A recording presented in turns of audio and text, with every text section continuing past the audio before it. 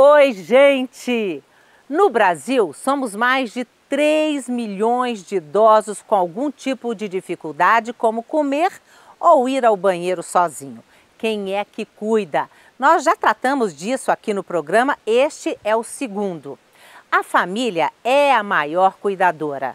Agora, menos de 1% dos idosos brasileiros com alguma dependência está em uma instituição de longa permanência, os asilos, como eram chamados antes. E o país está envelhecendo. Em 2025, seremos o 6º país mais velho do mundo. O Sou 60 está começando agora.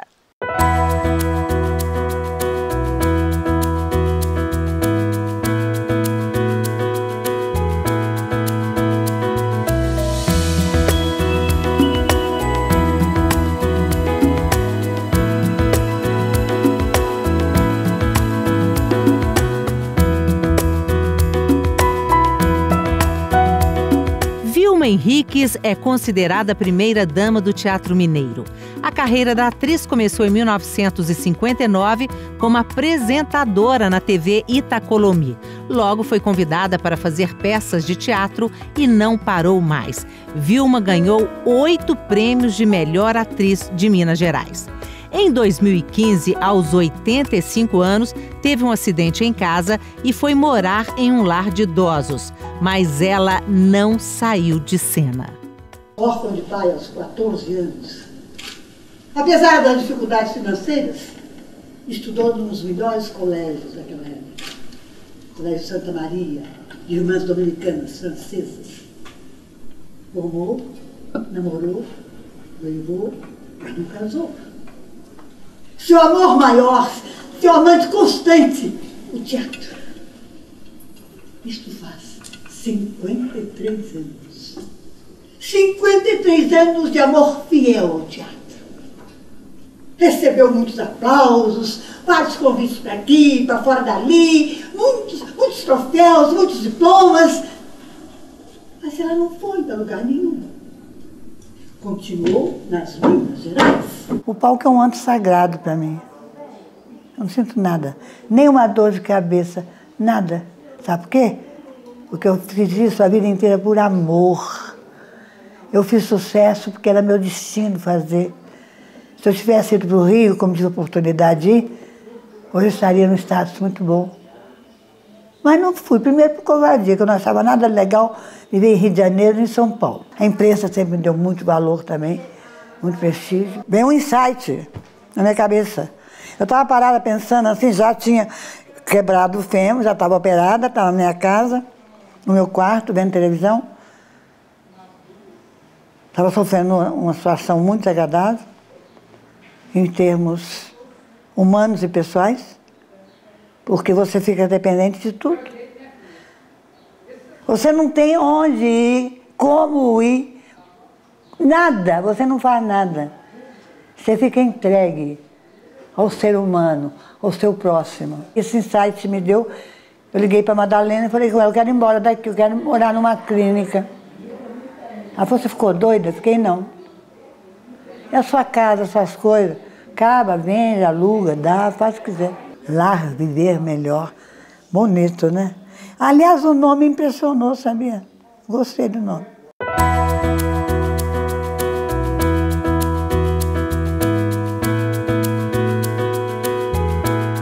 Há 30 anos atrás se lutava, né, a nossa geração, a minha geração, lutava para creches, né, porque creche, as crianças tinham que ser cuidadas pelos pais, era um absurdo você botar seu filho na creche. Hoje não, hoje é um default, né, as crianças vão para a creche com 4 meses, 6 meses de idade. Então, se essa minha geração, que é a geração dos baby boomers, né, geração que está começando a envelhecer, vai começar a envelhecer, essa geração brigou, né, para você ter alternativas de cuidados não familiares para as crianças. Eu acho que agora a gente vai ter que brigar para ter alternativas de cuidados não familiares para nós, para os idosos. Em relação às instituições de longa permanência no nosso país, elas refletem a mesma desigualdade que a gente tem fora delas. Quer dizer, a gente tem instituições de padrão classe AAA, né? Mas nós temos também instituições precaríssimas. Então, o que a gente precisa melhorar? Hoje, menos de 1% dos idosos estão em instituições no Brasil. Mas isso não é reflexo de uma atenção maravilhosa da família, nem de um Estado que está ao nosso lado ajudando o tempo todo. Isso é reflexo da falta de políticas. No meu caso, eu cuido de uma mãe que tem 87 anos com Alzheimer. Muita falta de poder público, aonde procurar assistência, onde procurar ajuda. Se você vai para a Europa, você tem em torno de 7 a 10% dos idosos institucionalizados. Mas não são quaisquer idosos, são aqueles mais frágeis, aqueles que as famílias realmente não têm como cuidar. Isso vai chegar para nós, né? Por quê? Porque os filhos hoje as famílias hoje são menores, os filhos são menos numerosos, não moram na cidade ou no lugar ou próximo aos pais, eles vão morar onde tem emprego, onde tem trabalho, né? Então não tem essa garantia de que porque você tem filho, você vai ter alguém que te cuide. Não sei se a sociedade como um todo, mas eu creio que o núcleo familiar teria que ser solidário, primeiro entre si, né, para depois buscar fora na sociedade. Eu não fui uma mãe que fica acordada na calada da noite esperando seu filho. Eu fui uma mãe aplaudida depois de cada cena que eu fazia. Eu sinto muita falta da minha vida, da minha casa, do meu mundo, dos meus amigos, das pessoas. Eu quis vir morar aqui. Madalena Rodrigues, que é a presidente do Sindicato dos Artistas de Minas Gerais, do Satélite, começou a se mexer e colocou o sindicato no meio. A gente pensou em usar isso como um gancho político de procurar instalar em Belo Horizonte a casa do artista, que não tem. O artista não tem amparo, né? E pensando também no idoso. O idoso é invisível. Você fez um trabalho sobre as instituições de longa permanência, né? Os antigos asilos, né? Como é que essas instituições no Brasil? Elas atendem bem, promovem saúde ou não? Olha, as instituições são uma modalidade de serviço, né? Como qualquer modalidade de serviço, tem boas e tem ruins, né? Agora, o que eu acho é que a oferta é muito pequena. No Brasil, você não tem 4.000 instituições no Brasil. Você tem 71% dos municípios brasileiros, não tem nenhuma instituição. Então, você só vai ter uma melhoria de qualidade quando você aumentar a oferta. Porque o que está acontecendo? Quando você vai botar uma criança na creche, você olha 10 creches, né? Aí vê qual que você acha melhor, qual que cabe no seu bolso e coloca seu filho lá. Como a oferta de instituições é muito pequena, as famílias deixam para o último momento para colocar o seu familiar numa instituição. Aí vai colocar na que tem. E aí não pode reclamar. Fácil porque a gente faz com amor, né? E difícil porque tem muitos idosos para pouca gente, né? Aí é muita correria, muito esforço e muita atenção. Tem que ter bastante atenção com eles. As pessoas têm preconceito porque acham que está largado, mas depende. Se for um lugar onde eles podem dançar, fazer teatro, fazer várias aulas, conversar com outros idosos, é uma boa opção. É um estigma no Brasil você, classe média ou pobre, colocar seu pai ou sua mãe num lugar, numa residência. Não estou falando nem no asilo, que tem uma associação muito pejorativa, um estigma. Você vai ser condenado, você vai ser condenado, criticado. As pessoas, olha só, não tem coração, botou a mãe. Ah, não, jamais. Porque asilo, tem asilo bom, tem os ruins. Tem muitos que são precários e deixa os velhos lá, a Deus dará. Tem mãe. Ela tem muitos filhos para tomar conta dela, a gente jamais levaria ela para um asilo. Muitas vezes, lá fora, as pessoas colocam porque sabem que vai ser melhor. E o próprio idoso prefere ir. Então, enquanto a gente não se habituar à ideia de que com famílias menores, com menos mulheres, com a longevidade, que essa mulher hoje tem que cuidar do filho, da casa, do trabalho, trazer dinheiro e cuidar. Não são mais só dos avós, são dos bisavós. E muitas vezes ela é a única cuidadora de uma família que virou uma pirâmide de cabeça para baixo. Não dá conta. Então, Então, enquanto a gente não vencer esses tabus e esse estigma, nunca a qualidade vai melhorar. Eu que morei na Suíça, na Dinamarca, na Inglaterra, nos Estados Unidos, na França, eu vejo o quanto é comum e quanto que existe ali a família, a comunidade, os vizinhos, os que visitam. Em alguns casos, em alguns países, a instituição faz parte do imaginário do idoso. Então, por exemplo, se você vai à Alemanha, essa pessoa ela já cotiza ao longo da vida porque sabe que no final da vida, se ela precisar de uma instituição, ela já garantiu, ela não quer que os filhos se ocupem dela. No nosso meio, isso ainda não é uma realidade. Então, a gente, para melhorar a visão e o preconceito que a gente tem de instituição, a gente tem que abrir a porta da instituição. A gente tem que trazer a comunidade para dentro da instituição. A gente tem que visitar o parente que está institucionalizado.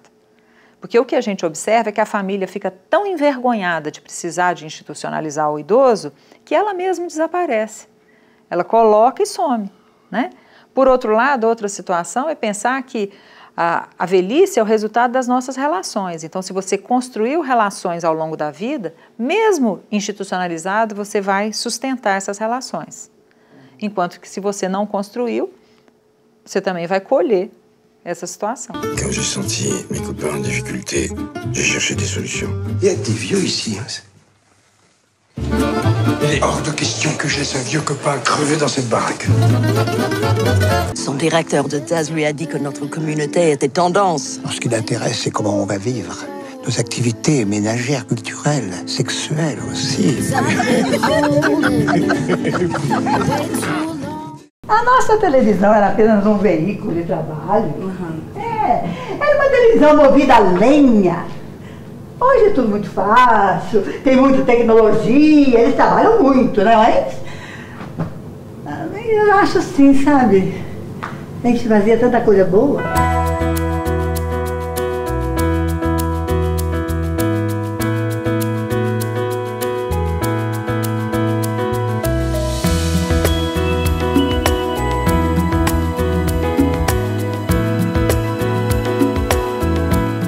Uma angústia de quem está envelhecendo. Quem é que vai cuidar de mim? E quem não quiser morar com os filhos? Quem não tem filhos? Praticamente, gente, não temos instituições públicas. A maioria é filantrópica e com poucos recursos para o cuidado essencial. Existem as particulares, mas pouca gente tem acesso. Na verdade, nem toda família tem essa condição. E mesmo menos favorecido, aquele que ganha talvez um salário mínimo, ele passa para os asilos parte desse dinheiro.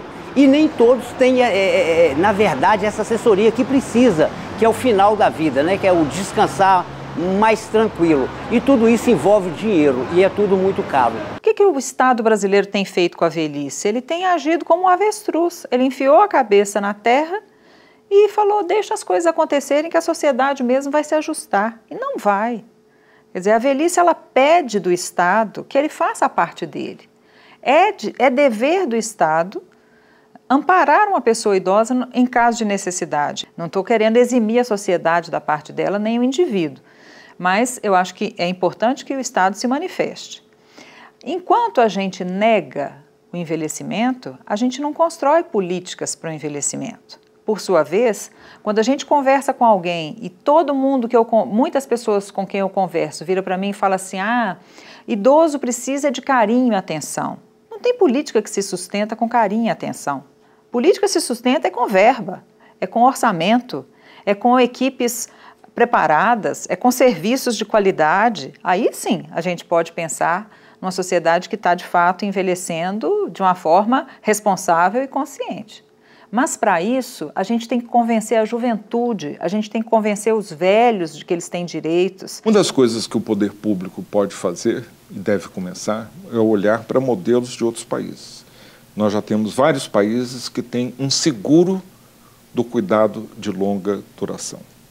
Assim como eu pago um seguro-saúde, eu posso pagar também, porque não se enganem, você pode ter um seguro-saúde, mas não pense que o seu seguro-saúde vai te pagar se você tiver um derrame e se precisar de cuidado, precisar quem troque as suas fraldas e lhe dê banho durante 5, 10 ou até um ano.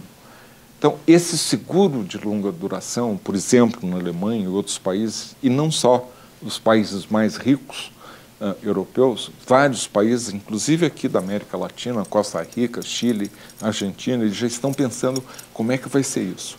Isso faz parte do poder público. Isso faz parte de você responder à revolução da longevidade. As pessoas vão, inclusive, querer. Isso é uma oportunidade para o setor privado. As seguradoras que estiverem atentas à longevidade, elas vão perceber que existe um mercado aí de gente que vai querer, por opção, pagar um tanto enquanto está bem, ativo, trabalhando, com remuneração, para ter certeza de que quando vai precisar de um cuidado de longa permanência, vai ter esse seguro que lhe pague. Aqui é tão agradável. Eu não alugo mais este quarto. Às vezes subo e durmo aqui, eu mesma, quando me sinto intranquila demais. Eu ganhei o Sena Minas com um projeto de uma peça baseada nas criadas, né, do Jean Genet. A peça chama Mimi e Suas Meninas. E eu vou fazer. Quer dizer, eu vou fazer se eu não puder trabalhar para lá, para cá, para lá, para cá, a personagem dessa peça é numa cadeira de roda. Eu quero ver também se eu consigo dar aulas de teatro, viu, minha gente? Eu vou dar aula de teatro, viu? Vou ajudar muita gente que está querendo fazer teatro, não sabe como, nem como começa, a começar um grupo de teatro e fazer uma peça, produzir um espetáculo. Mostrem pra mim os caminhos que eu procuro há muito tempo. Nós estamos em 2016, em 9 anos, de cada 4 brasileiros, um vai ser velho. Quem cuidará, se não é a família? Então, nós temos que providenciar outras estruturas de cuidado. A instituição da forma de asilo que a gente conhece, ela é a última. A gente teria outras instituições que poderiam ser ofertadas para a população idosa e que hoje não temos. A gente teria centros-dia, a gente teria hospitais-dia, a gente teria centros de reabilitação dirigidos a essa população, que hoje a gente não tem no nosso país. A gente teria uma política de cuidadores, que também ainda é muito rara no Brasil. Tudo isso para apoiar a família e para que a institucionalização seja realmente a última opção. O cuidado com os idosos é uma obrigação da família, é uma obrigação constitucional e, além de tudo, é uma forma de retribuição que nós temos por tudo que os nossos idosos fizeram pela nossa geração. Num condomínio, por exemplo, uma casa de repouso, tipo assim, 5 estrelas, você iria? Olha, para ir para uma casa dessa, de 5 estrelas, bem bacana, com certeza que eu iria e queria ir, né? Se eu pudesse ir.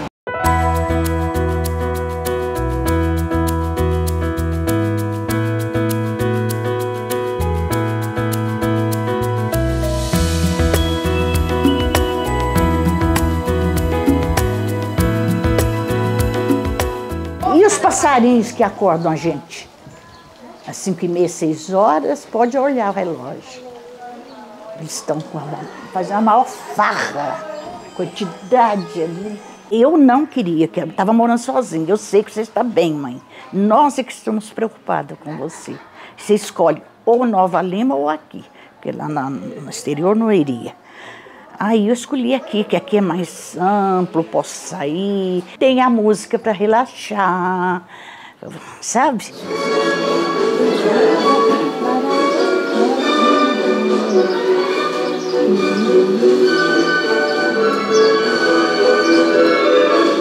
Nunca na minha vida eu passei tão bem como agora. A minha liberdade aqui.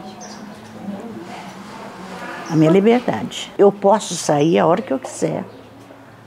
Aonde eu quiser. Se as instituições estão ficando de portas fechadas, se elas não são instituições que permitem o ir e vir dos seus moradores, então elas não estão prestando o papel delas adequadamente. Porque o velho que está dentro da instituição, não necessariamente ele é impedido de sair. Pelo contrário, se ele participa, se ele se sente dentro da comunidade, ele vai viver muito mais feliz do que trancafiado numa instituição que priva essa pessoa de ter contato com os outros. Vou fazer compras, vou na casa de uma filha, mas eu não quero muito contato, eu não quero participar mais de família, assim, ver o dia a dia, não. Isso não. Então eu vou visitá-las. Eu sempre morei sozinha, mas no prédio que eu morei, tem a minha filha que mora lá. Mas acontece que meus filhos ficavam muito preocupados comigo de morar só. Falei com o mais velho, Jonas. Jonas, olha um lugar para mim morar, porque aqui eu não estou bem. E além de tudo, eles quiseram que pusesse uma pessoa para dormir. Então, no total, eram 8 pessoas, nada, não podia ser uma só, não podia ser 2 só. Tinha que ser uma por noite. Então, eu fiquei muito esquentado com aquilo, porque eu não preciso de pessoa para dormir comigo. Aqui é uma delícia para a gente fazer o trabalho, recebe as pessoas aqui, vem mais cadeira para cá, né? A gente coloca aqui e fica batendo papo aqui, conversando, a família. É muito legal, viu? Aqui é muito, muito, muito bom. É como diz, daqui eu não saio, daqui ninguém me tira. Geralmente a casa de idoso, né, as casas de idosos, geralmente, elas são lugares de pessoas tristes, né? São pessoas que estão ali, muitas vezes elas vão involuntariamente, elas são colocadas por algum tipo de necessidade. Então são lugares de pessoas que estão esperando o fim, né?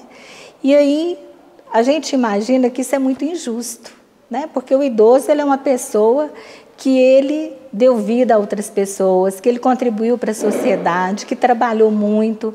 Então, ele chega a um determinado ponto da vida dele, que é o momento dele usufruir, né? Eu fiz trabalho voluntário em vários asilos. E, sinceramente, todas as pessoas que eu conversei, elas estavam insatisfeitas com a condição do lugar. Elas estavam insatisfeitas com a falta de atenção que a família dava. Então, por melhor que a infraestrutura seja, a participação da família nessa hora, ela é muito importante. E não basta o lugar ser maravilhoso, a pessoa ela precisa de atenção, ela precisa de cuidado, ela precisa se sentir valorizada. A gente queria uma casa onde a pessoa ela fosse feliz. E o idoso ele tem uma necessidade muito grande de algo que identifica a pessoa dele com aquilo que ele viveu a vida inteira, né?